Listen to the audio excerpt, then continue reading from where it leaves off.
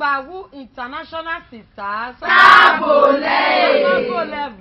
Egiare. Na ke ko di mama hanu chief. E chief wo do mi e, ni wa do mi e. Anu wa ko ki oba ya fe anu ka kun ade.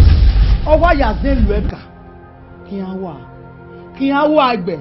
Ki an wa. O ma yan ni. Ma yu mo do. Le ladi no ba wu mo do. Awu mo do. O so ba wu mo do. Wa ya be mera.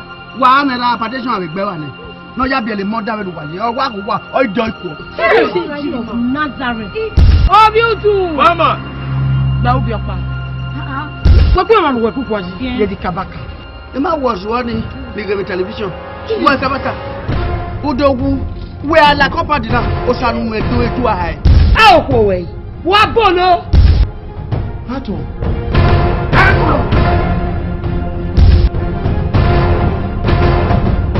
Chiku, I'm going to get now, a bedroom man or a banana train is coming to the